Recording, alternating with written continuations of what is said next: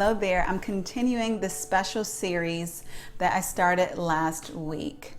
And this is basically addressing those issues that have had great magnitudes of challenge for us this past year.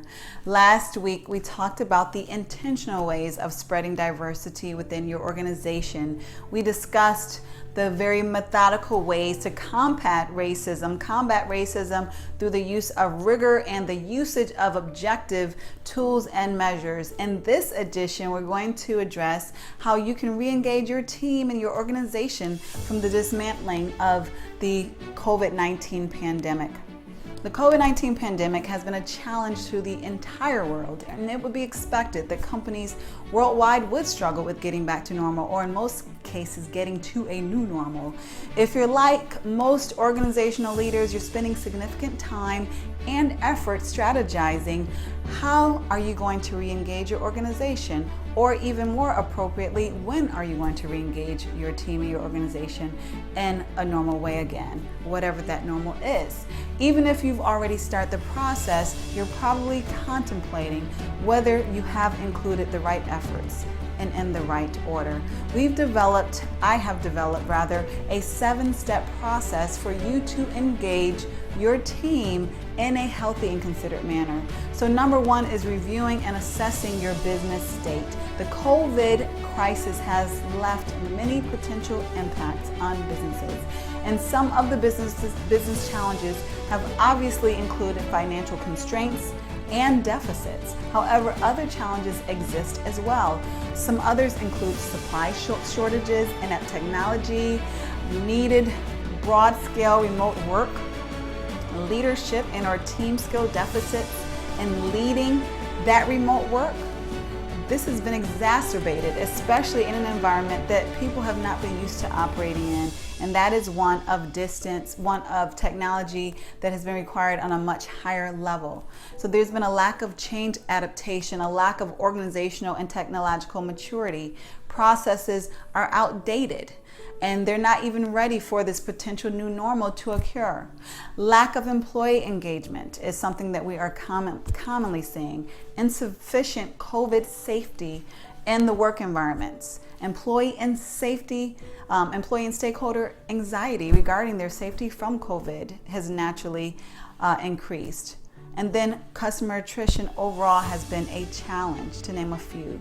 So given the countless challenges that many organizations are facing, it's critical to assess the current state of your organization. Many organizations that were in a progressively healthy state, financially and operationally, are not currently.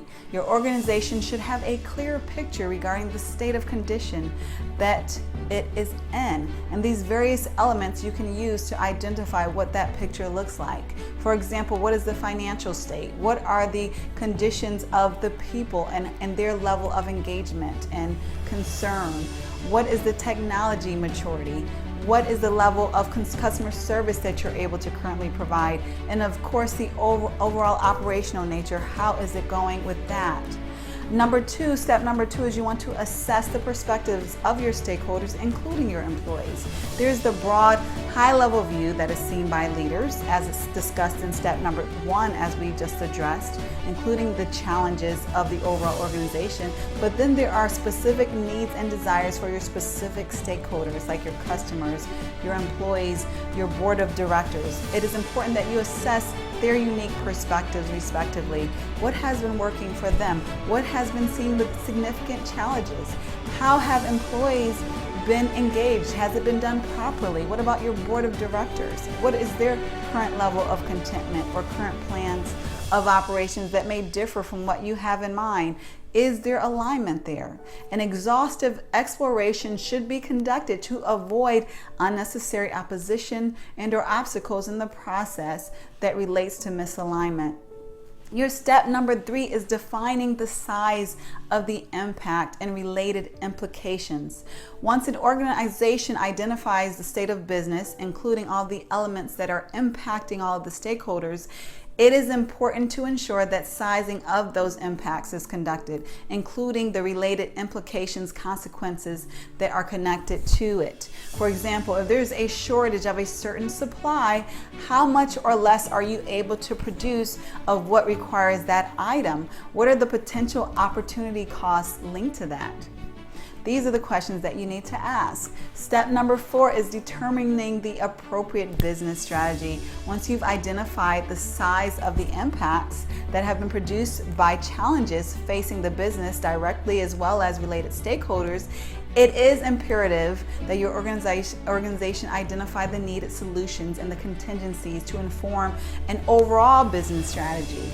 The strategic approach of the business should include what a new normal may look like. For example, what alternative supplies may be used? How should the organizational structure be adjusted? Is it still an appropriate organizational structure? Should the building capacity remain the same in the long term, or does the organization realize that they could plan an eventual downsize in facility space? These are questions you want to ask. Number 5, the step number 5 is developing a comprehensive action plan.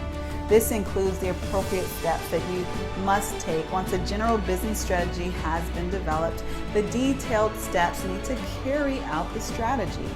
And that is why the action plan is important to do just that. It will ensure that there are detailed steps to provide methodically the needed way to execute. It will help to stabilize the organization. It should also help with transforming the way that the organization needs to transform. It is important to prioritize accordingly. This addresses what is important to the organization, as well as when those resources will be available and when they will be used, and how certain steps and when certain steps will be carried out. The timing should not only be gradually based upon available resources and importance to the organization, but also based upon the pace and the maturity of the organization. Some organizations are used to moving at 100 miles per hour, while others are more comfortable at 50 miles per hour. Additionally, the organization wants to gradually implement decisions like employees returning to the office to ensure that there are not any missteps or challenges that are going to be missed or not addressed. The organization needs to plan appropriately and address a smaller group, like a pilot, if you will. So prior to the entire organization returning, you can start with a smaller group, a smaller segment of your organization, and that gives you the opportunity to identify any bugs or any missteps in the process, and basically you want to make sure that that does not impact the whole organization, but quickly fix it after it impacts a few. So naturally, you want to identify champions to help with your effort. Leaders are champions, obviously, but it's going to help you to identify additional champions to multiply your leaders during this critical time. They will help you to expedite communications, they will help you to organize, they will help you to communicate. Step number 6 is implementing that action plan that you develop.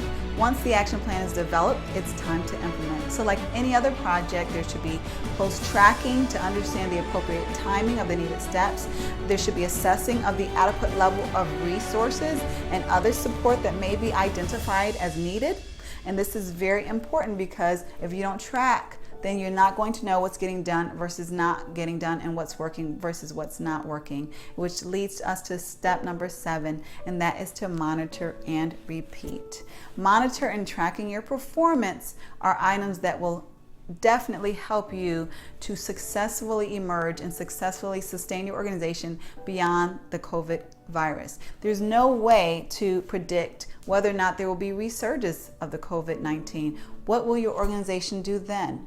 So it's important for you to recognize what is working versus what's not working in order to maintain it, and for you also to carefully document and store your process and make sure that it is institutionalized, so that way when things happen, you have information to fall back on. And you want to make sure that your organization is nimble and quick to pivot, because nothing is guaranteed. So your organization must aim for building maturity and flexible adaptation. So please let us know if we may help in any way. We wish you the best, in this very challenging endeavor. And please look out for our next series module that will be coming hopefully next week. Share with those who you find that this may help. Have a good day.